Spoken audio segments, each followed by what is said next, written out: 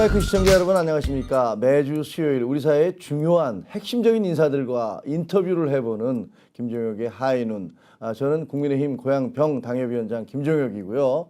안녕하십니까. 젊은 시각 송기호입니다. 예, 안녕하십니까. 자, 오늘 이제 여러분께서 아주 반가워하실 만한 분을 저희가 인터뷰 대상자로 선별을 했습니다. 박찬종 변호사시죠. 현재는 변호사시고 사실은 박찬종 의원 하면은 지금 우리 펜앤마이크 시청자 여러분들은 모르시는 분 한 분도 안 계실 거예요. 서울시장에도 출마하셨었고 또 대선 후보로도 혁혁한 하여튼 그 공을 세우셨던 그런 분들인데 그래서 우리 용암님은 찬종이 큰형님 이렇게 얘기하시고 그 다음에 왕돈이님은 30년 전쯤 대구공항에서 박찬종 의원을 본 적이 있어요. 그 다음에 원희님은 박찬종 대표님 반갑습니다. 사모님이 저희 엄마 친구시더라고요. 어머니 친구시. 그렇게 돼 있고 용암님은 또 우리 꽃미남 종영님 최고. 아유 감사합니다. 제가 또 꽃미남이 됐네요. 알겠습니다. 자 오늘 이제 우리 박찬종 변호사님 저한테는 사실 박찬종 고문님 저하고는 한 30년 이상 제가 취재기자로 만나서 정말 많은 걸 배우고 있는 우리 정치 멘토이시기도 한데요. 박찬종 변호사님을 만나 뵙고 말씀 들어보도록 하겠습니다. 자, 박 변호사님 어떤 인사 말씀 한번 해주시죠. 예. 정규제 TV가 요즘 아주 시련을 겪고 있는데 저는 안전뱅이 용 쓴다고 정규제 TV를 열심히 성원하고 있습니다. 저도 박찬종 TV를 운영하고 있지만은 하루에 한 건씩밖에 안 하기 때문에 이 정규제 TV가 오늘 한국에 있어서 자유민주주의 질서를 지키는 근간으로서 가장 중심적인 유튜브인데 그 웬일인지 광고를 통제하는지 이거 하늘도 알고 땅도 아는 일인데 네. 이걸 바로잡아주지 않네요. 바로잡아지기를 기원하고 오늘 이제 송 대표 젊은 분 만나서 반갑고 내가 정신이 바짝 든다고. 내가 이 맞손자가 31살이거든. 저랑 동갑입니다. 네. 그러니까 이게 아주 이제 완전히 세대교체 대상이 돼. 시청자 여러분, 이 김종혁 이분은 제가 국장이라고 부르는 이유가 아까 30년 전 인연이라고 하는데 정치부 기자 차장 이럴 때 저를 취재했어요. 그 저를 취재한 뒷이야기가 굉장히 많은데 그 정말 오래간만에 이렇게 만나서 이게 제가 미안하기 짝이 없습니다. 아유 무슨 말씀? 감사합니다. 제가 죄송합니다. 그리고 시청자 여러분 어떻게 보면 이제 우리 세 사람이 종규 씨는 젊은 시각 아시다시피 젊은 시각 30만 유튜버 젊은 보수 유튜버고요. 저는 이제 중견의 어떤 보수라고 할 수 있고 또 우리 사회의 원로이신 우리 또 박찬종 선배님을 이렇게 모셔서 어떻게 보면 노장청 이 3대가 모여서 지금 이제 우리 사회 문제에 대해서 얘기를 하고 있는 셈이어서 사실은 저도 마음이 굉장히 뿌듯합니다. 그래서 오늘 하여튼 이 시간 즐겁게 진행해 보도록 하겠습니다. 자, 고모님 이제 시작을 해보죠. 어떻게 보면 이제 50년, 30대 정치를 시작하신 거 아니었습니까? 제가 처음 국회의원 입후보한 게 71년이니까 만 32세. 32세, 30대 초네. 나와가지고 낙선했어요. 김영삼 대통령하고 붙었죠. 네, 그러니까 낙선이 예정된 선거에 나가거든요. 낙선이 예정된 선거에 나갔는데도 일단 후보가 된 이상 최선을 다해야 되겠다. 이제 그런 생각을 했고, 그리고 어느 사이에 세월이 이렇게 흘러버리고, 제가 97년 대통령 선거에서 김대중 후보가 당선된 그 시점을 기준으로 실질적 야인이 됐습니다. 그렇죠. 그러니까 모든 걸 이렇게 내려놓게 됐고, 이제 그 시점까지 아까 김 국장이 조금 말씀하셨는데, 97년 대통령 선거를 앞두고 당시에 여당이었던 신한국당, 지금 이제 국민의힘당 이제 이름이 많이 바뀌었지요. 거기에 97년 1월부터 그 당의 대통령 후보를 뽑는 그 직전 과정에 있어서 제가 좀 개면적인 얘기입니다만은 당내 대통령 후보 지지율 1위를 계속 유지했어요. 그런데 당내 1위뿐 아니라 여야를 통틀어가 좀 민망하지만은 김대중 후보까지를 포함해가 내가 1위를 한 10개월 동안 유지했는데 이게 당내 경쟁 룰이 지금은 완전히 개방체제지만은 그때 아주 폐쇄적이야. 이 얘기를 하면 아주 끔찍한 얘기인데 이거 생략하겠습니다. 그래서 97년 대통령 선거를 계기로 그 후에 완전히 야당대가 DJ, 노무현, 이명박, 박근혜, 문재인까지 전부 저를 도와달라고 그랬어요. DJ도 대통령 되고 나를 들어오라고. 그때 들어갔으면 그때 같은 시기에 DJ 당으로 간 그 이인재, 이만섭 그 부대들이 갔는데 그 이만섭 국회의장. 의원이 거기 들어가가지고 그 당의 비례대표가 되고 국회의장이 됐어요. 네. 그래서 좀 뭐 외람되고 민망한 얘기인데 제가 그때 같이 갔으면 DJ 정권 아래서 국회의장 아니면 총리가 그 예약된 자리. 근데 이거 다 제가 포기해 버리고 지금 말씀드린 것처럼 문재인 대통령 때까지 도와달라고. 알겠습니다. 안 도와달라고 하는 사람이 없어. 다 내가 중립적 입장에 섰고.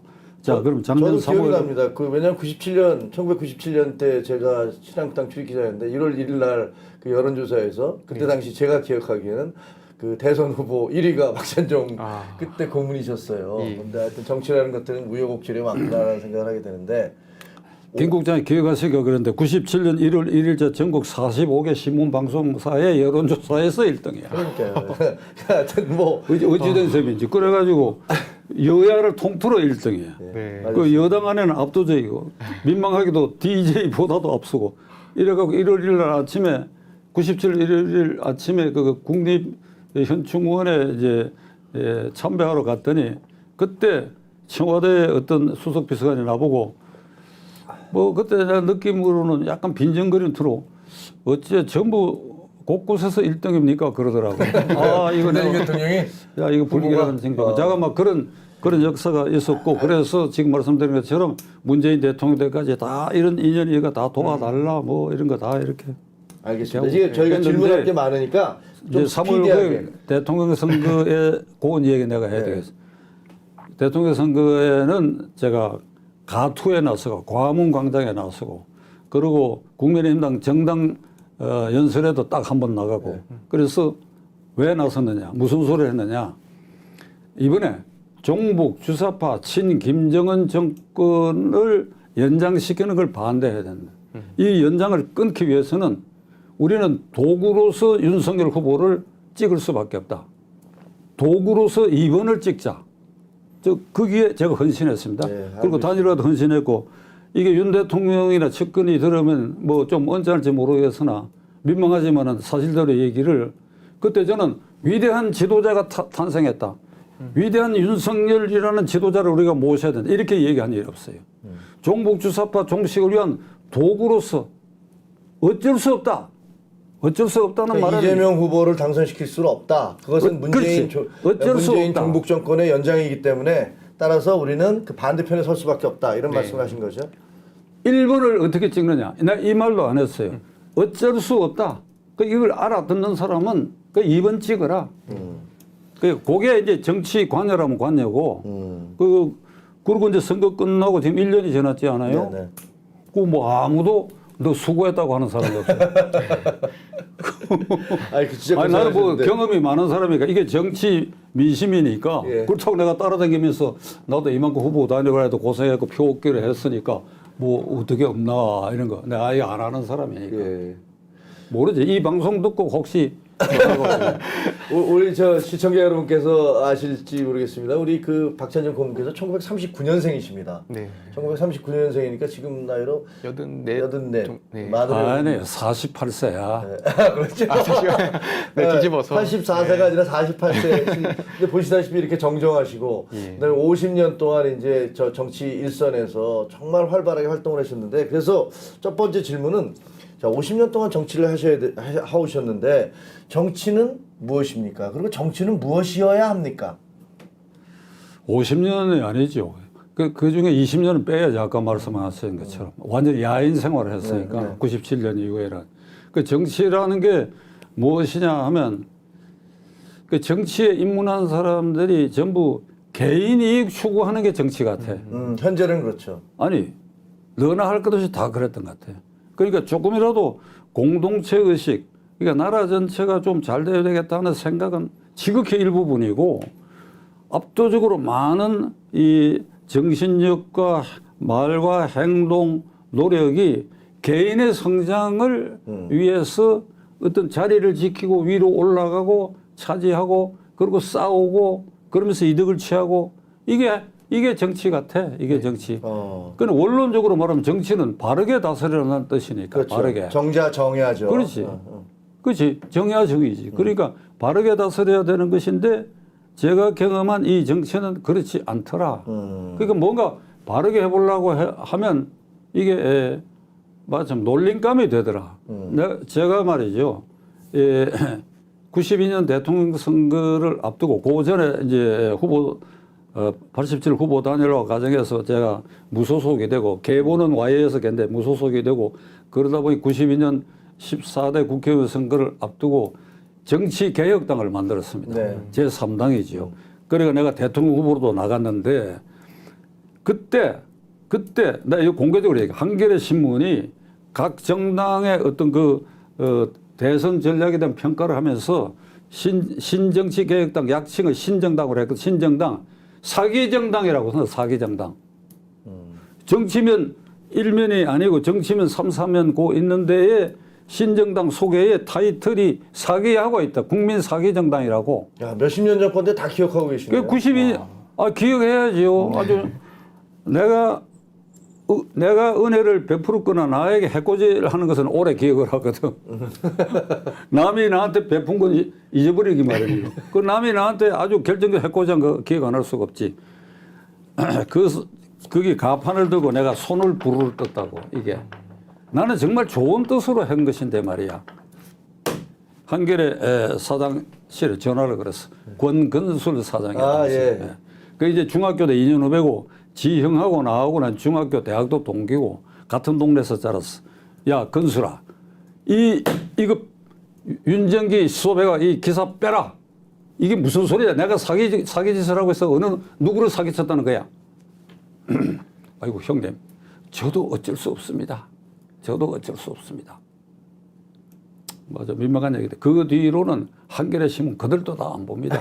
그들도 또 안 보는 사이에 김의김이라는 한겨레 출신 명대변인도 나오고, 그 다음에 또 무슨 사건에 거기 김만배한테 돈 먹은 편집국 간부도 나오고 그러더라고. 편집 간부가 세상에 정의롭고 정치개혁 부르짖는 사람을 사기꾼으로 취급하는 전통을 가진 신문이 또 이런 사기꾼들도 나오더라고 보니까. 자, 그만 얘기합시다. 네. 제가 말씀을 들으면서 제가 태어나기 이전 얘기도 있으셨고, 이게 사실 지난 몇십 년 동안 국가는 되게 발전을 했는데 또 정치권은 또 의외로 또 퇴보를 한 것 같기도 해요. 지난 그 삼김 시대 그때 이런 정치 상황과 지금의 정치 상황을 보면은 좀 많은 차이점이 있는 것 같습니다. 특히 좀 어느 부분에서 좀 많은 차이점이 있다고 생각을 하시는지. 상김 시대와 지금을 비교했을 때. 예, 한번 여쭤보고 싶습니다. 예, 삼김 시대는 제가 보기에 낭만이 있었어요. 그리고 80년대 전두환 정권 때까지의 그 야당은 정말 투사들이 했어요. 투사들이 했기 때문에 야당의 지역구 후보는 이미 다 정해져 있어요. 왜 그런가 모든 걸 걸고 가투를 하니까 잡혀 들어가고 재판에 회부되고 정치규제에 묶이니까 아무나 야당 한다고 나설 수가 없는 거예요. 그러니까 어디 종로구 충남 무슨 홍성하면 그 이미 지구당 위원장 가투한 그 사람들이 그냥 후보가 되는 거예요. 진정한 투사들만 했다 이런. 그렇지. 그러다가 이제 그 뒤에 이제 점점 이제 우리 소득 수준도 올라가고 이건희 회장이 아주 명언을 했죠. 93년도에 이게 기업은 1류 그다음에 관료가 2등 정치는 3류라고 얘기를 해갖고 김영삼 정권에 아주 난리가 났었죠 그때. 호되게 보이지 않는 데서 막 몰매를 맞았던 것 같은데 그 지금 정치는 이건희 회장이 말한 때보다도 더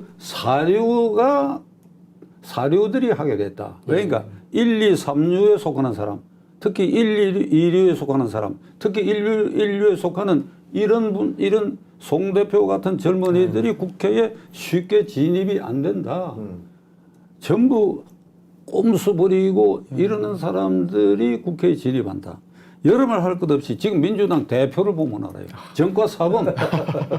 정과 사범이요. 예. 이게 미국이나 일본 같으면 미국엔 대통령 후보 공화당이고 민주당이고 대통령 후보 등록 자체가 안 되는 거예요. 네. 일본도 수상 자체 근처도 못 가는 거예요. 그게 증명하는 거예요. 그게 가능하다 이게요. 그게 가능해갖고 민주당 의원들이 그게 족쇄가 묶여가지고 이번에도 일요일날 오후에 의원총회를 할 때에 김남국 의원에 대해서 국회 윤리특위에 제소해가지고 제명 절차를 밟는다고 하는 게 토의가 돼갖고 발표문에 내놓기로 했는데 이재명 대표가 그걸 지워버렸다는 거 아니에요. 경향신문 보도에 따르면 그렇죠. 본인들은 부인하고 지웠다고 있죠. 되고 오늘 아침 뉴스를 들으니까 어제로 김남국에 대해서는 무슨 자료를 제출하라 뭐라 하는 거 다 없이 없애버렸다. 네. 그러니까 이게 상징하는 거예요. 이게 네. 민주당의 오늘 대표가 이런 사람이 정과 사범에 지금 2건이 기소가 돼 있고 앞으로도 기소가 예정돼 있고 그런데도 거기에 족쇄가 묶여가 찍소리도 못하고 이 대표도 못 바꾸지 못하고 이런 사람이 당 보궐선거에 국회의원이 되고 대표가 되고 이게 상징이야. 이게. 근데 고모님 이런 게 있지 않습니까? 과거에 지금 고모님이 말씀하신 대로 그 민주당은 야당일 적에는 여러 가지 무슨 뭐 탄압도 받고 그러면서 뭐 가두투쟁도 하고 적어도 그 사람들은 도덕성 이런 것들을 전면에 내세워서 그 국민들에게 그 호소하고 표도 얻었었는데 지금 보면 김남국의 코인 사건이라든가 그 다음에 그 의원들 돈봉투 사건이라든가 성추행 사건이라든가 아니면 횡령, 투기 이런 모든 것들이 이른바 진보를 자처하고 있는 민주당에서 계속 벌어지고 있거든요. 이거 도대체 왜 이러는 겁니까? 지금의 민주당은 그럼 옛날의 민주당의 DNA를 나름대로 뭐 도덕성이라든가 진보라든가 이런 걸 주장하는 DNA와 너무나 어긋나 있는데 이거 왜 그럴까요? 저는 민주당을 진보 정당이라고 인정 안 합니다. 지금 대한민국에 진보 정당이 없어요. 진보 정당에 가까운 게 있다고 한다면 나는 정의당이라고 생각합니다. 네. 왜 그런가 하니까 지금 민주당 주력들 소위 386 운동권이 486, 586 된 그 주도권 이재명은 386 출신도 아니지요. 그렇죠. 저 운동권이 얼치기지. 아니었으니까. 그것도 아니죠. 저건 완전 얼치기인데 얼치기 하여간 지금 586이 돼 있는데 이게 진보라 그러면 평등과 자유, 정의, 청렴 이게 기본이 돼야 될 거 아니에요. 그게 그걸 추구하면서 온 정당이 아니다. 그럼 민주당은 지금 뭐냐? 종북 주사파 친 김정은 정당이지. 친 김정은 정당이다. 이걸 어떻게 종북 정당이다. 진보 정당하고는 거리가 멀지요. 우선 이재명을 공천하는 대통령 후보로 결정하고 보궐선거에 나가게 하고 당대표가 되게 한 작년 8월 이후에 민주당은 더더구나 진보 정당을 할 수 없지요. 썩고 병들고 이게 퇴장해야 할 세력과 사람들인데 그걸 어떻게 그러니까 이 진보라고 말하는 것은 이럽니다. 한명숙 총리가 대표적인데 리듬이 있어요. 우리 민주 진보 진영은 이렇게 얘기합니다. 우리 민주 진보 진영은 그래요? 그러니까 그러면서 너희는 수구 꼴통이다 그러거든요. 그런데 해먹을 거 다 해먹고 까먹을 거 값다 오고 그러면 종북 주사파 친 김정은이라고 하는 거 이것도 나는 허구에 찬 거라고 생각합니다. 표면상 이걸 걸고 있고 그것에 추종하는 이게 외교 국방 정책 북한을 존숭하고 문재인 대통령이 김정은은 훌륭한 깡다는 지도자다 이렇게 칭송하고 이렇게 종북 주사파 친 김정은을 표방하는 이유는 그걸 표방하면 그곳을 향해 갖고 모아지는 표와 세력이 있으니까 요거를 386 운동권들 대표적으로 82학번의 송영길 연세대학 당시 학생회장, 김민석 당시 서울대학 학생회장, 김영춘 당시 고대 학생회장 이렇게 대표지요. 그 다음이 이제 림종석. 그 북한식으로 표현하면 림종석이라고 그래. 이제 이렇게 되어 있는데 이들이 80년대에 이 구호가 뭔가 하면 반미자주화예요. 반미자주화, 반독재 민주화, 반미자주화. 그래갖고 1년 내외에 짧은 형기를 살고 난다. 이게 훈장이야. 이걸 갖고 국회까지 들어왔기 때문에 반미자주화 노선에 서야 되고 그러다 보면 종북 주사파 친 김정은 세력이 이 홍보에도 그게 이제 휩쓸려가 있는 것이기 때문에 이들을 진보라고 절대 그럴 수가 없다고. 그런데 네. 뭐 이 얘기가 좀 긴 김에 하고 싶은 얘기를 여기 한번 토로를 해야 되겠는데 그러면 이들이 정말로 김정은 세상이 오기를 바라느냐? 나는 아니라고 생각해요. 이게 내가 함부로 말하기는 좀 그렇지만 이석기 같은 사람은 그걸 바랄지도 몰라요. 이석기. 그거는 내가 보기에 진짜로 김일성주의자 같아. 그러니까 그 외에 지금 이 운동권 출신 이 사람들은 그런 운동을 했기 때문에 그것이 정치적 사산이 되고 훈장이 되고 그래서 오늘의 기득권을 쌓았기 때문에 그 틀에서 표면상은 벗어나지 못한다. 그런데 이들의 이중성은 어떤 게 있는가 하니까 한번 전부 뒷조사를 해보세요. 이 사람들 애들 전부 미국 유학을 보내요. 그렇죠. 미국 아니면 뭐 김두관 씨 같은 사람 뭐 스위스나 영국 전부 거기를 보내고 있어요. 옛날에 박원순 돌아가신 저 서울시장도 뭐 그래. 윤미향 종군 할머니들 그 앵벌이한 윤미향까지도 전부 미국의 고급 학교 사립학교에 등록금 많은데 다 보내고 있어요. 아니, 반미 자주화를 하면서 왜 미국에다 보내는 거예요? 그러니까 반미 자주화는 이렇게 해석합니다. 그것은 명분이고 겉으로 낸 구호고 실속은 친미다 이거야. 어? 반미 자주화를 부르시는데 지금 와서는 실속은 친미다. 아마 그 중에는 돈을 벌어가 미국에 아마 갖다 놓은 사람들도 꽤 있으리라고 나는 생각해요. 그 자신만 여차하면 미국으로 가겠다. 이들이 그동안에 돈 번 거 어마무시하잖아요. 네. 돈. 네. 지금 돈 왔다 갔다 하는 거 눈에 보이지 않습니까? 돈 봉도 사건도 그렇고. 그러니까 명분과 이게 쇼윈도는 반미인데 네. 실속은 친미다. 이게 그걸 어떻게 진보 세력이라고 할 수 있느냐 이 말이야. 진보라고. 그러면 보수가 있느냐? 그것도 나는 지금 보수가 제대로 정립되지 않았다. 제대로 된 보수가 없다. 제대로 정립되지 된 보수는 없다. 그 제대로 정립된 보수라고 한다면 정규제 팀이지. 정규제 팀. 이 정규제 팀이 진정 보수고 정당으로서 그건 없다. 그 말은 뭔가 하면 우리 헌법 체제를 공고히 하고 내실화해서 자유민주 질서를 지키는 것을 상당 부분 축적했다. 그러니까 국회의원은 헌법 46조의 자유권을 지킨다. 헌법 8조에 의해서 정당한 민주적 운영이고 민주적으로 조직되고 국민의 의사를 수렴하는 정당이다. 요거에 어떤 완전한 수준의 어떤 이르러야 이게 이 보수 이 프레임에 맞고 그걸 대표한다. 거기에는 국민의힘당 점수를 아직은 많이 줄 수 없다. 그 고모님 말씀은 민주당은 진보라고 할 수가 없다. 이들은 말로는 반미를 외치지만 실질적으로 자기 자녀들은 길을 쓰고 미국에 유학을 보내고 그 다음에 무슨 그 자녀들만이 아니고 네, 기타도 있지. 그렇죠. 뭐 어디 숨겨놓은 것도 있을 거야. 그러니까요. 그 다음에 무슨 뭐 평등 뭐 이런 것들을 주장하지만 또 돈을 벌기 위해서 혹은 강남의 건물주가 되기 위해서 혈안이 된 모습들을 보여준 거 보면 이들은 그냥 내놓을 안 불릴 뿐이고 그 제대로 그 진보라는 얘기가 하는 것은 부끄럽다는 말씀이신데 저는 궁금한 게 그 오랫동안 이제 정치를 해오셨으니까 저도 기자 생활을 해보면서 사실 이재명 대표 같은 분은 처음 보는 것 같거든요. 아주 특이한 정치인이다라는 생각이 들어요. 본인 자체가 여러 전과 부분 뭐 무슨 전과가 꼭 그 사람들의 삶에 영향을 미쳐야 되는 건 아니지만 전과 여러 차례 전과가 있는데도 불구하고 계속 어떤 그 정치인으로 등장을 한 다음에 본인에 대한 수사가 진행되고 있는데도 다시 대선에서 떨어지자마자 국회의원이 되고 당대표가 돼서 국회 전체를 방탄으로 삼고 있는 이런 모습들이 정말로 특이하다고 생각이 드는데 이게 과거의 삼김씨 시대에도 이런 게 가능했을까 싶을 정도의 어떻게 보면 그런 권력이랄까 이런 것들을 이용하고 있는 것 같아요. 고모님이 평가하시는 이재명 정치인 이재명은 어떻습니까? 빵점.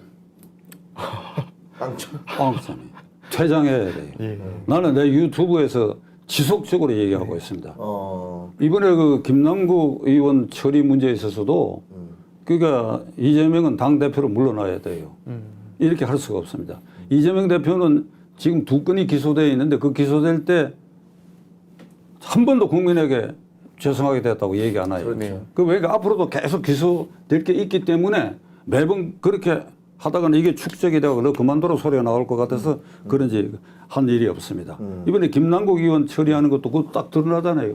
의원총회에서 윤리위원회 제소까지 하겠다는 의견이 나가 이게 공동 발표문에 그게 등재되기로 했는데 그거 다 없애버리고 오늘 지금 뉴스 들으니까 무슨 탈당을 했으나 계속 조사를 하겠다. 이것도 다 없애버리고 네. 자 이런 식으로 모든 걸 깔아뭉개고 있으니까 이재명 대표가 당 대표를 물러나야지. 사실 이원직 사퇴해야지. 이원직 사퇴. 이게 지금 앞으로 말이죠. 이게 김성태 쌍방울 그 대북 그 송금 관계도 다 연관이 있고 50억 클 이게 권순일 대법관의 재판 거래 의혹 다 연관이 있는데 현재 2개만 하더라도 이게 신속 재판이 되면 일주일에 한 번씩 법정에 나가야 될 그렇죠. 거예요. 그 머리로 갖고 당을 어떻게 지도하는 얘기죠. 그 방탄에 벗어나기 위해서. 저도 전두환 대통령 때 고대합 시위 사건으로 질식법 위반으로 불구속 기소돼 가지고 1심 때까지 재판을 38번 한 일이 있습니다. 그건 늘 신경 써야 돼요. 그거 그거 뭐 실형받을 일도 아니지만은 신경 써야 돼요. 그게 지금 이재명 대표의 경우에는 이게 완전히 이 칼날 선상에 서 있는 사람인데. 그렇죠. 빵점이야. 그만둬요. 근데 재밌는 게 그만둬라 이거야. 김남국 씨는 상임위를 하면서 계속 코인 거래를 했잖아요. 그럼 무슨 정신에 그렇게 했을까라는 생각이 들고 이재명 대표는 지금 말씀하신 대로 일주일에 한 번씩 이제 뭐 재판이 본격화되면 그렇게 가야 될 텐데 그러면서도 당 대표는 계속 유지하겠다라는 걸 보면 야, 이 두 분이 역시 이렇게 이재명 대표와 그 최측근이라고 하더니 DNA를 공유하고 있나라는 생각이 들 정도더라고요.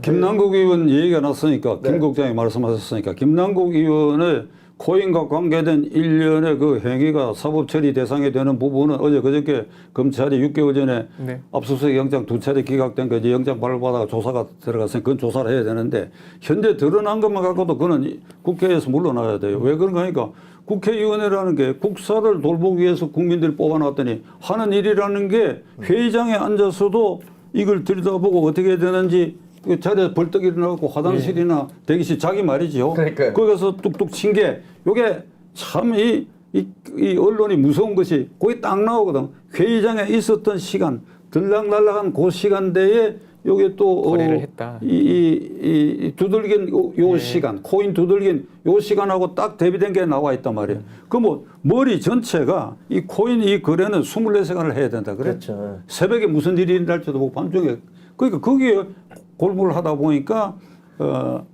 이게 얼이 빠져가지고 이 한동훈 장관 그 인사청문회 헛발질한 거 있잖아요. 이모 발언.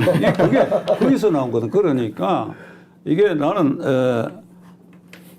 어제도 공개석상에서 주장을 했지만은 민주당이 뒷발질을 하고 있거든요. 이원욱 의원 그러니까 비명계의 강경파 이재명 대표를 반대하는 이원욱 의원은 이런 얘기를 합니다. 지금 이재명 대표를 끌어내기가 좀 쉽지 않은 것이 이재명 대표 개인이 가지고 있는 국민 지지율이 10%는 된다 이거예요. 요것 때문에 우리가 끌어내기 어렵다고 그러는데 이건 이원욱 의원이 잘못 생각하는 거예요. 그걸 끌어내리면 중간 부동층의 상당 부분이 10% 이상이 글로 가게 돼요. 글로 가게 돼. 그러니까 이재명 대표를 제가 이 자리에서도 너는 그만둬야 된다. 이렇게 얘기하는 것은 국민의힘당은 바라지 않는 것 같아요. 국민의힘당 그대로 있기를 바라는 것 같아요. 자, 그건 그렇고. 그러니까 조금 더 있으면 나중에 이제 총선 앞두고서 더 큰 혼란이 올 거라는 그런 정치공학적 계산을 하는지도 모르죠. 뭐. 그러니까 김남국 의원은 이게 국민 대표자로서 뽑아가지고 국사에 전념하라고 했더니 국사에 전념하는 것은 부업이고 본업이 코인이 됐다. 이게 명백한 그게. 그런데 부업인 이게 국회의원이 이 사람 잘한다 그래가지고 정치 후원금 1순위가 계속 유지된다는 거 아니에요. 이게 대한민국의 이게 배리된 현상이고 나는 유권자 국민도 이게 정신을 차려야 되겠는데 어떻게 정신을 차리게 할 수 있느냐 이게. 그러니까요. 그러니까 오늘 JTV 정규제 TV에 나와갖고 이게 제가 절망적 생각이 든다고 하는 것을 나는 여러분들에게 말씀드리려고 합니다. 이게 어째서 이러냐 이 말이에요. 이게 국민 반응이 말이죠. 어제 여론조사에 뭐 리얼미터인가는 이게 민주당이 10%가 앞서서 네, 국민의힘당. 예. 이게 왜 그러냐 이게 이유가 이게 그 고모님이 보시기에는 왜 그렇습니까?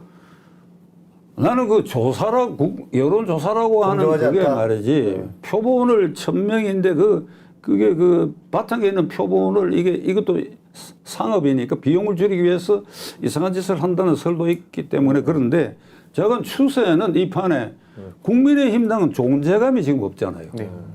그렇잖아요. 맞습니다. 민주당이 하여간 나쁜 뉴스로 차지했는데 그러면 그 반대편에서 국민의힘당은 이렇게 잘한다 하는 게 안 부각되니까 여론조사가 그렇게 나오는 거 아니냐. 근데 민주당 제가 이제 방송에 나가서 민주당 패널하고 그 얘기를 좀 해봤는데 이제 방송 안 할 때 그 친구도 잘 안 믿더라고요. 아이 그게 말이 돼? 라고 얘기하면서 뭐 오히려 정상적으로 떨어지는 게 정상이지 이게 올라가는 건 뭔가 우리도 이해가 안 된다. 그리고 이거는 정상적인 그거는 아닌 것 같다라는 식으로 얘기를 하더라고요. 물론 뭐 어느 정도 증거나 엄밀성을 가지고 하는 건 아니겠지만 그래서 민주당 내부에서는 자기들이 지금 이제 국민의힘에 비해서 지지도가 더 높은 것들을 기뻐하는 게 아니라 야 이거 오히려 좀 되게 불안하다. 이건 좀 아닌 것 같다. 이런 분위기도 있긴 하더라고요. 규호 씨도 좀 그 고모님 뵙기도 어렵고 네.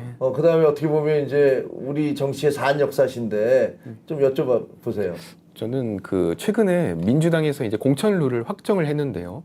그 중에서 뭐 대법원까지 확정되지 않으면 1심에서 기소가 됐다고 하더라도 이제 또 선거에 나갈 수 있는 이런 룰이 이게 정해지지 않았습니까? 이재명 대표가 지금 이제 국회의원직을 사퇴해야 된다. 아니다, 더 할 것이다. 여러 가지 추측이 나오고 있는데 이번 공천룰 확정을 봤을 때 이재명은 계속해서 국회의원직을 좀 유지할 것 같은 이런 생각이 들거든요. 과연 선생님께서는 좀 어떻게 이재명 대표의 이런 운명에 대해서 한번 바라보시는지 한번 여쭤보고 싶습니다. 그 이재명 대표가 내년 선거에 다시 또 나갈 것이냐. 그렇죠. 예. 대표직을 계속 유지할 것이냐, 물러난다면 언제쯤 물러날 것이냐, 뭐 그런 얘기겠네요. 저는 이재명 대표가 내년 총선거까지 민주당을 지도하도록 하고 또 본인이 계양구에 다시 후보하고 하는 사태까지 간다면 대한민국 정치는 절망적이다. 네. 절망적이고 정말 3, 4류 인간들만 정당 활동하고 국회의원 해야 되고 우수하고 깨끗하고 능력 있는 사람은 다 정치에 손 떼야 된다. 손 떼야 된다. 그래서 그런 여기 보니까 절망적 상태를 개딸들만 유지하고 거기에 플러스 해갖고 일반 국민 가운데도 지역적 이해나 이런 것 때문에 이걸 그런 상태를 용인한다. 저는 개딸들만 그걸 지지하고 나머지가 손을 떼버리면 그 상황은 부서지라고 생각하는데 안 부서지면 한국 정치는 절망적이다.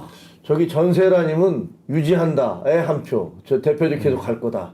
그리고 용암님은 곧 날아간다. 이렇게 얘기를 하고 있고 1234님은 세라님 말씀처럼 살모사는 영원불명. 아마 저거는 뭐 좀 비하적인 표현이었던 것 같습니다만 계속 갈 것이다.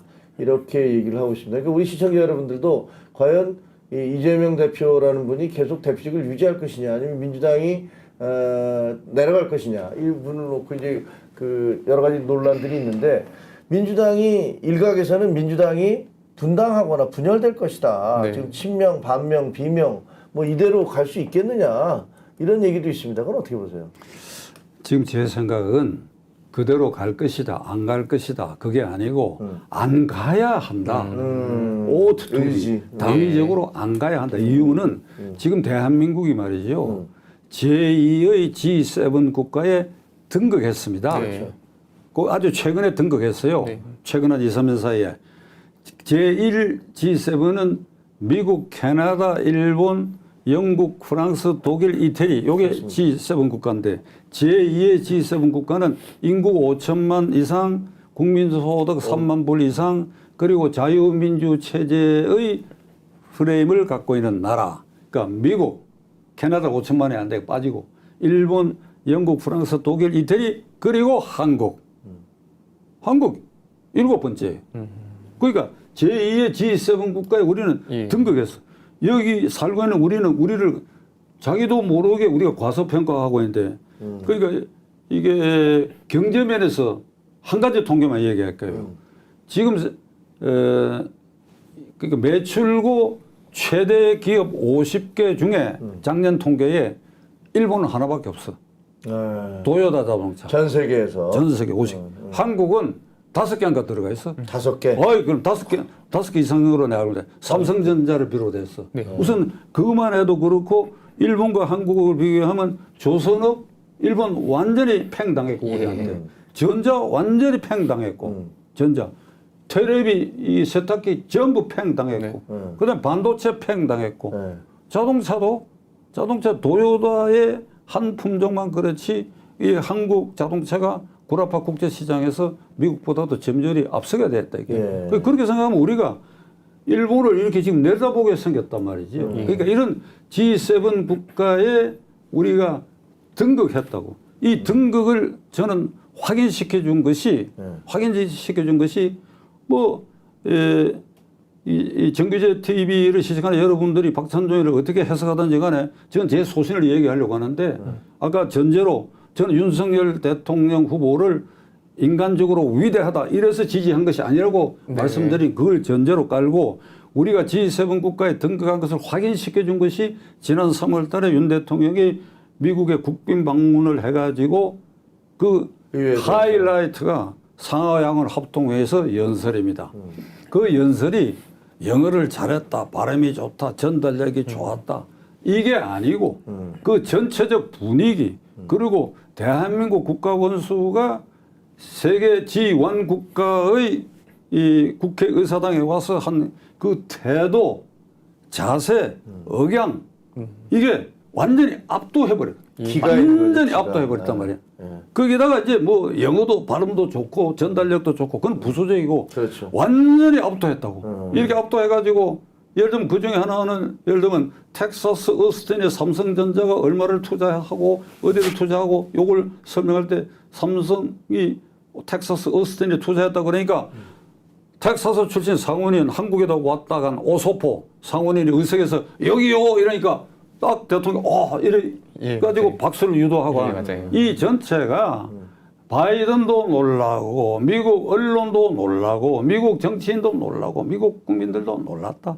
이거는 코리아 요 작은 나라가 이게 완전히 G7 국가에 등극했구나. 우리가 만만하게 볼 수 없구나. 이걸 계기로 나는 윤석열 대통령은 미국에 대해서 일본에 대해서도 할 말을 하고 줄 건 주고 받을 건 받고 예를 들면 후쿠시마 원전 그 단순 시찰이 아니다. 그거 우리도 검사를 해봐야 된다. 이렇게 당당하게 나가고 하는 틀을 이제 만들어 놨다면 그러니까 여기에 좀 민망한 얘기인데 윤석열 지금 이 화면에 윤석열 여기 뜨고 이재명 띄운 거 하면서 이렇게 한번 비교해 봅시다.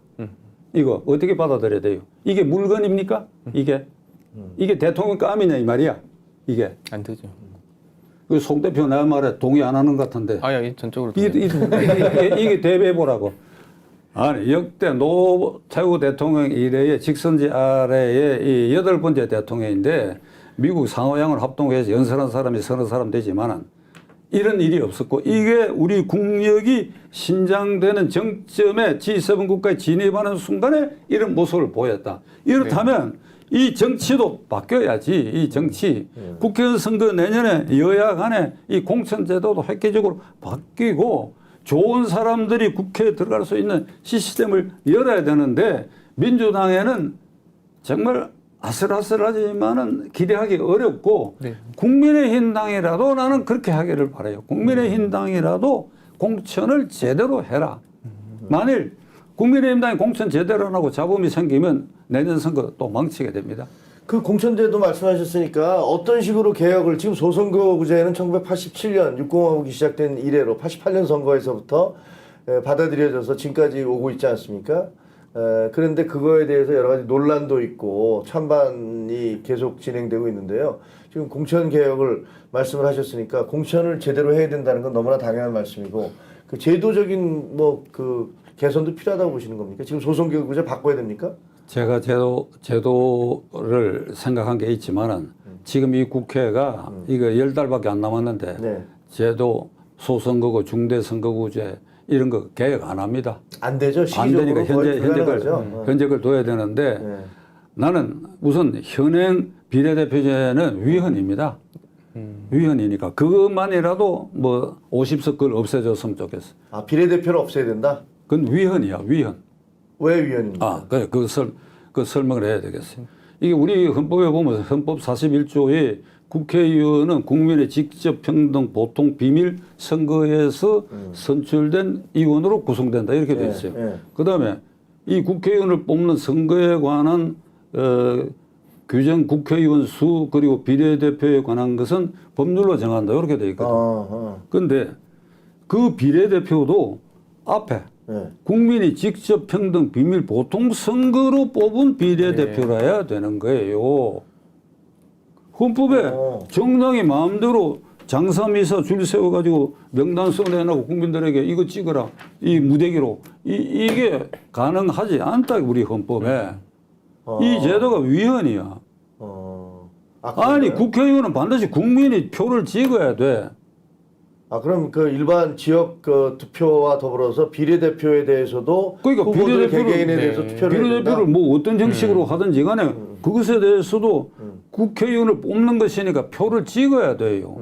무더기로 이거다. 그건 정당의 횡포가 정당의 그게 난동 행위를 방조해주는 꼴이 되는 것이니까. 지금 뭐 저 일송정의님도 비례대표는 없었으면 좋겠습니다. 뭐 그다음에 아유 이거 뭐 안 좋다 이거 뭐 제가 비례대표 폐지 찬성 팽길동님 이렇게 얘기하고 비례대표 폐지 공약해라 이렇게 말씀하시는데 사실은 비례대표 취지라는 것은 원래 그 전문가들을 영입을 해서 그 선거제도 그 일반 지역구 국회의원들이 하지 못하는 전문성을 국회에 도입하겠다는 건데 실질적으로 지금은 아무런 의미도 없는 유명무실한 제도가 돼버린 게 사실이지 않습니까? 야와의 편이지. 네. 야와의 편 갈라먹기가 되어 있는데 네. 그거를 이제 정치적 이유로 처음에는 뭐 그랬다 하는 거는 87년 이전의 얘기고 87년에 이 법이 들어갔을 때는 반드시 투표를 해야 된다 이거예요. 그다음에 국회의원 수에 대해서는 지금 299명인가로 되어 있는데 300명인데 이게 헌법에 어찌 되어 있는 거 하니까 국회의원의 수는 200인 이상으로 한다. 이게 하한 미니멈 200인 이상 이렇게 하는데 그러면 200인 이상이니까 상은 300명, 400명, 500명. 김진표 의장은 한때 350명으로 늘리자고까지 한 일이거든. 그게 아니에요. 200인 이상으로 한다고 하는 것은 200인으로 해야 되는데 선거구를 획정하다 보니까 이게 인구가 들쭉날쭉하게 돼가지고 불가피하게 어찌 하다 보니까 198석이 나오는 경우가 생길 수도 있고. 네. 그러니까 그거는 안 되겠다. 적어도 200인은 돼야 되겠다. 네. 그러니까 이게 행정구역을 맞춰서 200인에 맞춰서 뽑아라. 그렇다면 감각적으로 한 10% 210인이나 220명의서 정수를 정해야 된다. 그게. 그러니까 이제 300명이 아니라 지금 고모님께서는 그 국회의원 정수가 한 220명 정도면 족하다.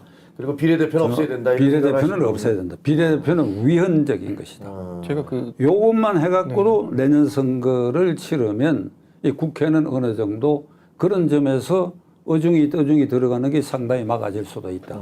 지금 비례대표 보세요. 대표적 윤미향 같은 사람 재판에 그게 뭐 1억 원 배임 행위 횡행한 걸 2천만 원인가만 인정하고 나머지 무죄가 됐다 그러는데 아니 2천만 원이라도 앵벌이 한 돈 아니냐 이 말이야. 그러고 나서 수요 집회 다시 나와갖고 지난 3년의 세월을 내가 이게 말이지 각고와 인내의 세력을 지내는 동안에 여러분들이 도와줘서 이게 양심이 있는 이게 집단이고 사람들인지 이런 게 이제 비례대표다 이게 이런 게 이런 게 후한무치라는 단어가 생각나긴 하는데 그다음에 민주당에 양이원영인가 하는 그또 별난 여자가 있지 그게 탈원전 환경운동 하시는 분이죠. 윤 대통령이 뭐죠 미국에 뭐 그 30억 달러 투자하러 간다고 얘기하는 거 있잖아. 미국의 무슨 회사가 한국에 넷플릭스. 투자하는데 거꾸로 얘기했잖아요. 넷플릭스로부터 투자를 받아왔는데 왜 넷플릭스에 투자를 하느냐. 투자 유치라는 단어를 거꾸로 얘기를 하신 분이죠. 사과도 안 해요. 사과도 안 해요. 그게. 근데 그게 지역구 같으면 사과합니다.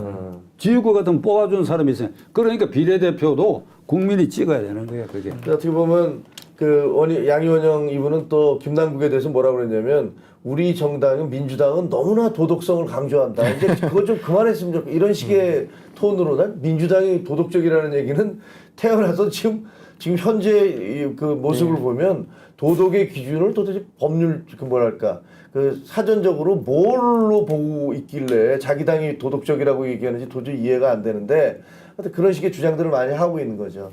그게 사실이라면 이게 민주당이 완전히 똥누더기가 된 걸 증명하는 겁니다.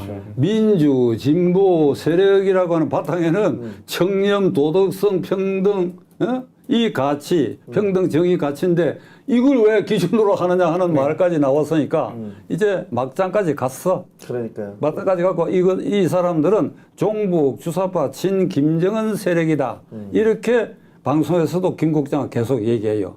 민주당을 진보당이라 하지 말고 종북 주사파 당이라고 얘기해야 돼요. 알겠습니다. 근데 그것도 표면상이고 실제로는 친입니다. 칩니다. 실제로는. 전세라님이 남국을 살린다고 손혜원이 뭐 설레발을 친다. 서울여원님은 손혜원도 슬슬 기어 나오네요. 뭐 이 얘기하면서 사실 손혜원 씨가 그 김남국 구하기 뭐 이런 거에 나서서 김남국을 다시 자기가 정당을 창당해서라도 국회의원을 다시 만들겠다. 뭐 이런 얘기를 하고 그때도 있으니까 비례 얘기를 하셨고요. 정말 국민들 입장에서 보면 복장이 터질 얘기죠. 아니 손혜원 전 의원이 그랬어요. 그렇게 얘기했습니다. 그거는 손혜원 의원한테 하나 아이디어를 줄게요. 이재명 사퇴시키고 김남국 대표 만드는 거다.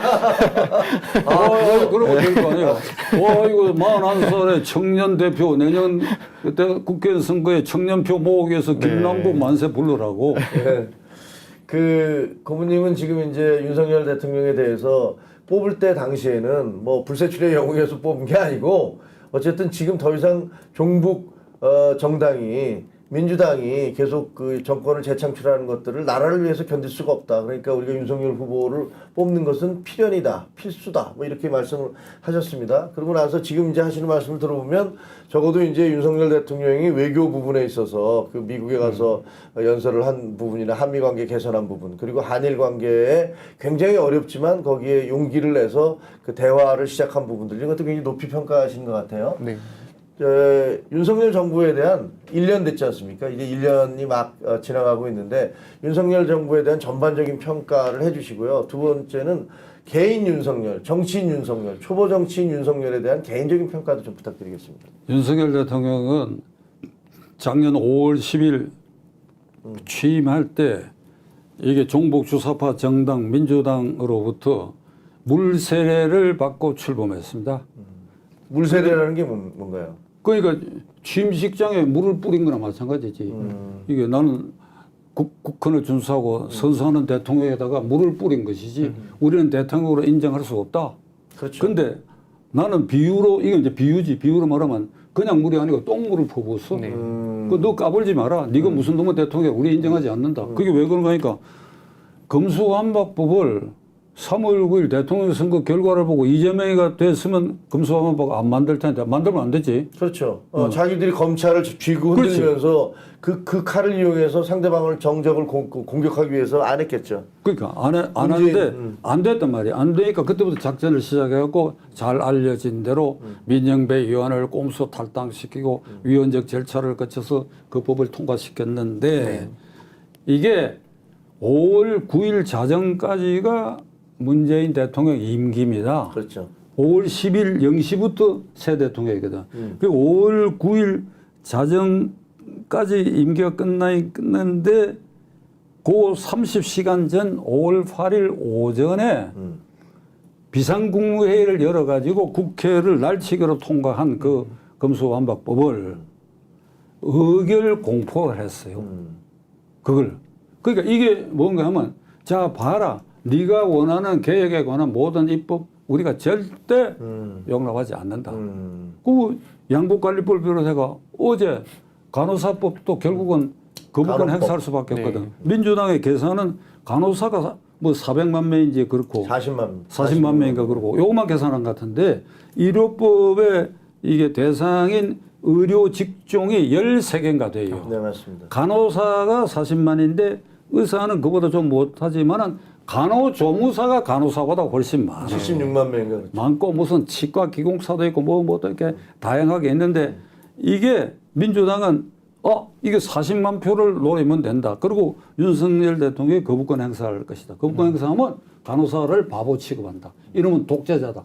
이걸 모으는 방법으로 했는데 해보니까 이게 지금 별로 숫자상으로 수지가 안 맞은 것이고. 그렇죠. 근데 이걸 62년에 제정됐으니까 직역이 많이 확대됐으면 이걸 의논을 해야지요. 의논을 아니야. 이재명의 입장에서는 하여간 윤석열이 골탕 먹이는 거에만 집착해갖고 양곡관리법도 그런 식으로 통과시키고 앞으로 줄줄이 노란봉투법과 하겠다 하니까 이게 결국 뭔가 하면 5월 10일 똥물 퍼부은 이래에 너는 인정하지 않겠다 이런데 그걸 뚫고 그래도 한미 완전히 정상화돼서 국격 상승을 보여줬고 일본 관계 그 개선해야죠. 제가 시간 관계상 길게 말씀드리지 못하겠습니다만 98년 오부치 김대중 선언에 따라가야 돼요. 그렇죠. 여러 말 할 것 없어요. 그걸 다 복원하기 위해서 노력했고 그다음에 노동계획을 위해서 완전히 시동을 걸었더니 지금 아침에 오는데도 또 반대 데모를 하더라고요. 네. 그게 뚫고 나가는 거예요. 그런데 그러면 실수나 실패가 없었느냐? 있다고 나는 봅니다. 그러니까 그게 기본적으로는 윤 대통령의 그 체질, 스타일, 그게 뭔가 검사 체질. 그렇죠. 그러니까 검찰총장에서 이 대통령 직진했기 때문에 저는 유튜브를 통해서 늘 우스개 삼아 얘기가 대통령직을 직선제 대통령직을 유지하는 한 바람직한 대통령은 국회의원 경험이 있고 그다음에 낙선 경험이 있어야 된다. 낙선 경험. 김영삼, 김대중, 노무현, 이명박 다 낙선 경험이 있어요. 네. 낙선 경험이 있으면 본인과 가족 전체가 표가 무섭다 하는 걸 이게 아주 본능적으로 네. 자각하면서 살아가거든. 네. 근데 그게 전혀 없이 직진했거든. 네. 그러니까 검사 체질이라고 하는 거는 질문만 하는 자리입니다. 그렇잖아요. 박 의원님도 검사하셨잖아요. 나는 병아리 검사를 해요. 병아리 검사 6년 하고 이게 체질이 안 맞으니까 변호사 개업하고 이제 떨어지는 선거부터 나가기 시작했는데 그러니까 검사 체질이라고 하는 것은 질문만 하니까 피고인이나 참고인 불러가지고 당신 그날 저녁에 누구하고 만났어요? 술 먹었어요? 돈 봉투 받았어요? 받은 돈 봉투 어떻게 했어요? 어제 말하고 오늘 하는 말이 왜 틀립니까? 이렇게 묻는 직업인데 그 당사자 피의자나 참고인이 검사님은 왜 그런 걸 질문합니까? 이렇게 못합니다. 그렇죠. 그것만 하던 버릇이 있으니까 어떤 일이 벌어졌느냐. 임기 초에 검사공화국이라고 하는 누명을 썼어요. 요거는 제가 전영식 대표하고 오래전에 여기 한번 나왔을 때 그거 내가 설명한 바가 있는데 이게 비판신문 내 기억으로는 경향신문 같은 데서 일면에 요렇게 바둑판처럼 요렇게 쪼개가지고 한동훈, 이노경 법무부 장관, 차관, 원희룡, 권영세 뭐 쭉쭉쭉쭉 이렇게 하고 그다음에 금관위원장 법조인이다. 뭐 하고 쭉 이렇게 해놨더라고. 네. 그게 국회의원 경력자들은 이미 그 탈색한 사람들이야. 그런데 이것에 대해서 도어 스토핑을 할 때 어떤 기자가 대통령님 최근 인사가 너무 검사 위주고 검찰공화국이라는 말이 있습니다 하니까 내가 보기 빨끈한 거야. 자존심을 완전히 건드린 거야. 그 임기 초에. 그 질문이 속으로 그냥 빨끈한 것 같아. 뭐라? 내가 지금까지 임명한 장관들이 문재인 대통령 때하고 비교해봐요. 훨씬 우수해요. 그리고 검사공화국이라 하지만은 유능한 검사는 앞으로도 계속 쓸 수도 있어요. 그런 답변을 했죠. 이게 요 며칠 전에 취임 1주년을 맞이해서 어떤 비판 신문에 요걸 독선적이다, 일방적이다 하는 예를 이걸 들더라고, 이걸. 그러니까 이게 출발 때 이게 비판자들에게 약 깊이 이제 각인이 돼 있는데 저는 이게 윤 대통령이 이제 많이 탈색했다고 봅니다. 많이 탈색했고. 학습을 했군요, 그러니까. 1년 그러니까 동안.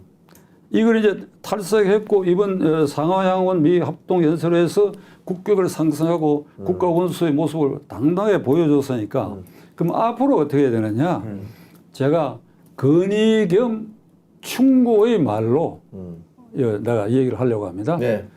지금 윤 대통령은 도어 스태핑 저는 그 처음 잘한다고 생각했어요. 그런 부작용에도 불구하고 계속하는 것이 괜찮다. 왜 그런가 하니까 역대 대통령은 들앉아가지고 A4 용지만 갖고 박근혜 문재인 대통령 요거만 읽고 요렇게 했잖아요.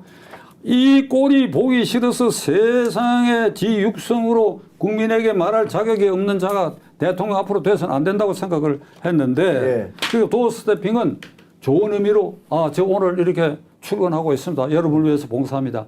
그러니까 무난 정도에서 가벼운 것에 대해서 답변을 해야지 검찰공화국이라는 얘기가 있다고 하면 내가 기자실에 가겠다. 용산으로 옮긴 이유가 대통령 집무실이 2층, 기자실이 1층, 수시로 기자실에 가겠다고 하는 약속이거든. 그거 지금 안 지켜지고 있어. 안 지켜지고. 그러니까 이런 문제를 내가 1시간 뒤에 기자실에 가겠다 하고 거기서 기자들에게 설명을 하고 이랬으면 하나도 문제되지 않을 일이 이렇게 되어버렸단 말이에요. 그러니까 자 지금은 1년이 됐으니까 이런 걸 다 일단 참고로 해가지고 프랭클린 D 루스벨트 대통령의 국민과의 소통을 본받기를 바랍니다. 이게 제 충고인데 프랭클린 루스벨트가 국민과 어떤 소통을 했느냐.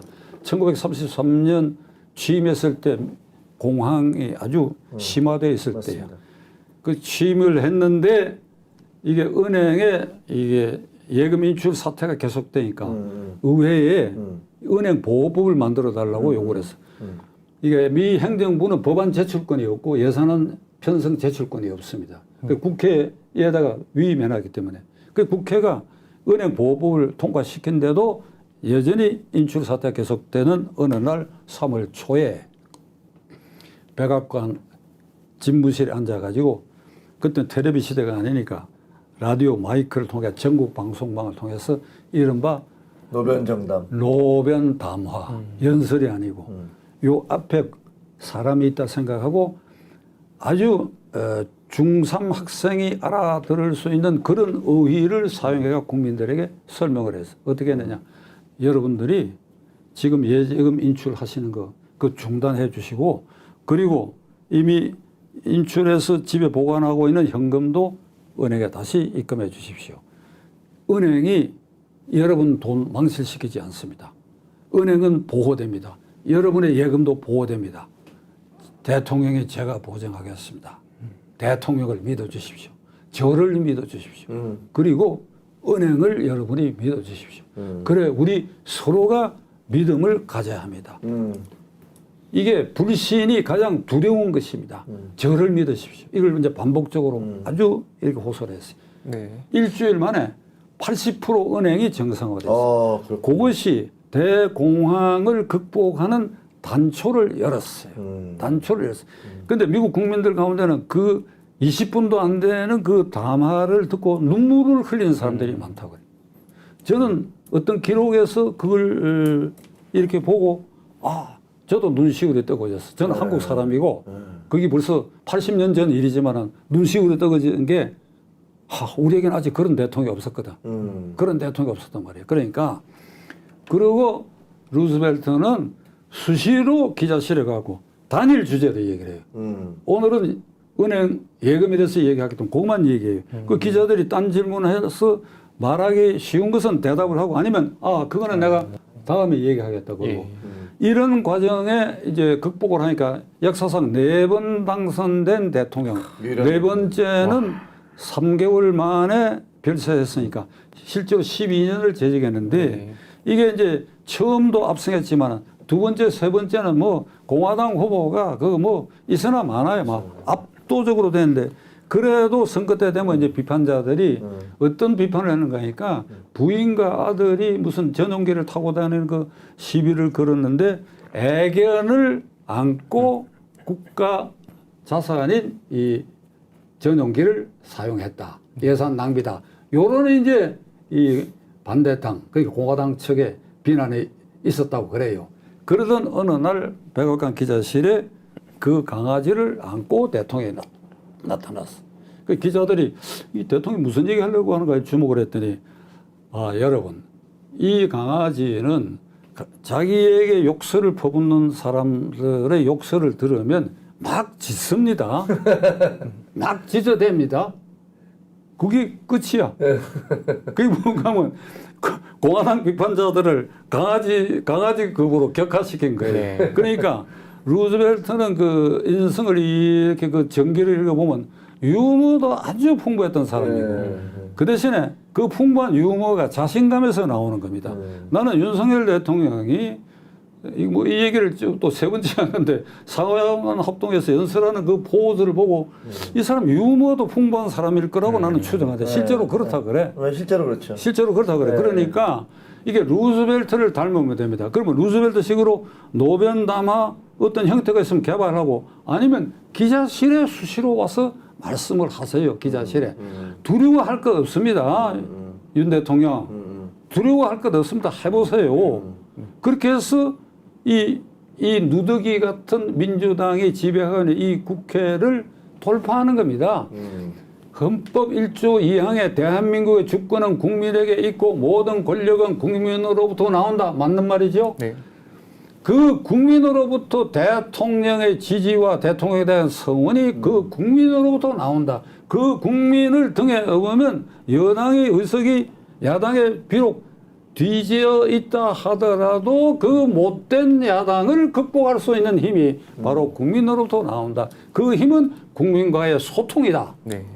저 김현금 님이 윤 대통령 적극 지지합니다 하면서 교포한 사람이 교포신가 봐요. 아까 뭐 화요일 프로 얘기하신 거 보니까 아마 시차 때문에 그런 것 같은데 교포한 사람으로서 5년 동안 문재인이 미국에 대해 실망시켰지만 윤 대통령 국회에서는 세계 사람을 깜짝 놀라게 했어요. 아마 미국 현지에서 그 대통령의 연설을 보는 그런 그 우리 교포들의 그 마음이랄까 이런 것들은 좀 색다를 거라고 생각을 합니다. 역시 마찬가지로 제1교포들도 그동안은 문재인 정부와 그 저 치하에서 무슨 뭐 토착 외군이 뭐니 이런 거 하면서 한일 관계가 너무나 나빠졌을 때 일본에서 살기 정말 힘들었다고 해요.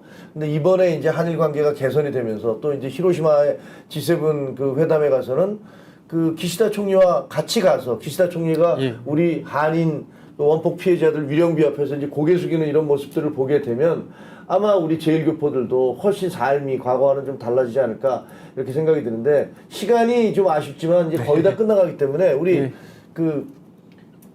저 시강님도 좀 질문 좀 해주세요. 마지막 질문. 마지막 질문일 것 같은데요. 참 아까 말씀하신 내용들이 윤석열 대통령에게 일종의 조언이었지만 지금 있는 이 정치인분들에게도 꼭 들어야 될 말이라고 생각을 했습니다. 특히 그 지금 이제 국민의힘이 이제 또 내년에서 총선에 관련해서 여러 가지 또 전략들이 필요할 텐데 제가 듣기로는 저희 그 선생님께서 이전에 비례대표의 번호를 또 받으셨다가 또 스스로 포기하신 자기 희생을 하신 이런 사례를 또 들었거든요. 국민의힘에게 좀 이게 따가운 이런 말 한마디로서 이런 좀 자기 희생의 정신으로 좀 조언을 해주신다면 좀 어떤 말씀이 좀 있을지요. 국민의힘당 윤 대통령 입장에서는 이제 루즈벨트를 담는 노력을 하면 금상첨화가 된다는 이런 얘기입니다. 제 얘기는. 그런데 이런 상태로 이제 선거가 다가왔다 하면 결국은 공천과 선거대책위를 어떻게 구성하느냐가 내년 선거의 국민의힘당이나 민주당의 명운이 걸려 있다고 봐요. 그렇죠. 그 지금 여론조사를 해보면 내 오랜 경험에 내가 5번 당선된 경험과 낙선한 경험도 있는데 이 선거 직전 여론조사를 해보면 이번 선거에 어디를 지지하느냐 야당이다. 왜 그러니까 정부를 견제한다. 실제로 그래도 물으니까 그렇게 대답해야지. 정부 견제하고 있어 야당을 지지한다 그럴 수 있지. 그런데 각 지역구 다 사정이 있으니까 선거 막바지에 가면 공천 후유증. 네, 맞습니다. 그 다음에 당사자들의 실언 이런 것이 선거에 집중적으로 영향을 주는데 나는 윤 대통령이 지금 제가 건의한 그대로 잘 나가고 그리고 국민의힘당은 뭐 앞으로 썩 잘하기 어려울 거예요. 김기현 대표의 리더십을 갖고는 썩 잘하기 어려운데 그저 국민의힘당은 점수만 안 까먹고 이렇게 가가지고 선대위와 지역구 후보 또 이 비례대표 내가 없애자고 한다고 해서 없어지겠어요? 그 비례대표가 있다고 그대로 유지된다고 한다면 여기에 어떤 전략적 공천을 하느냐가 국민의힘 당으로서는 그게 말하자면 과반수 획득하느냐의 명운이 걸려 있는데. 명운이 걸려 있죠. 자, 그럼 조금 구체적으로 얘기할까? 네. 이거 미리 얘기하는 꼴이 되는데, 뭐 내가 뭐 제3자니까 지금 현재 기준으로 누구 눈에도 TK, PK나 수도권에서 이게 현역 의원 국민의힘당 가운데 그 사람은 별 하자도 없고, 그러니까 거기 그 당연히 공천될 것이다. 요렇게 여기는 좀 영향력이 있어 보이는 의원 가운데 5명 이상이 자진해서 공천 반납해야 돼요. 자진해서. 그 다음에 비례대표가 안 없어질 겁니다. 그러면 국민의힘 당에 18번까지 된다 이러면 19, 20, 21, 22, 21, 22 이쯤에 명망가를 거꾸로. 네. 거꾸로. 옛날에 김대중 전 대통령이 자기 스스로 공천 후순위로 가서 비례대표에다 넣었던 적, 승부수를 던진 적이 있죠. 15대 때 14번으로 갔고 그 당시 이쪽 당에서는 내가 21번으로 갔지. 내가 21번으로 갔지. 그때 고모님도 그 1번 아니면 뭐 앞순이었는데 2번이었는데 네, 이회창 박찬종인데 네. 그 내정된 걸 내가 스스로 18번까지 사실성이 나신 되는 거죠. 걸 뒤로 물러섰는데 이게 물러선 데는 지금 시간강에서 길게 얘기를 못 하겠는데 이게 선거대책위원장이 전국 선거를 지도하면서 국회의원 안정권에 들어가서 이미 빠지 단 상태를 가지고 지원 요새를 하면 뒷심이 없어요. 네. 그렇죠. 저는 지금 21번입니다. 그 18번까지 되는데 그러나 여러분들이 우리 후보를 많이 지지해 줘서 득표율을 올리면 저까지도 갈 수 있습니다. 이게 먹혀 들어가는 거예요. 네. 그러니까 다시 돌아가서 국민의힘 당에도 어떤 명망가가 가령 18번까지 되는데 19, 20, 21번에는 이게 이런 30대 여성 비례대표는 뭐 여자 남자 섞어 한다니까 를 앉히고 그 다음에 명망에는 남성을 앉히는데 그 후보로 내가 지금 여기서 얘기해도 될까? 뭐 본인 개인 의견이시도 상관없죠. 그래도 그 당사자에게 부담을 줄 수가 있는데 한동훈이에요. 한동훈. 한동훈이가 자신을 완전히 희생하는 겁니다. 오히려. 명분은 이번 선거에 국민의힘 당이 미호나 과반수가 안 되면 여러분 지난날 보셨지요. 종북 주사파에게 3년 뒤에 있을 정권 넘어갑니다. 이걸 막아야 되겠습니다.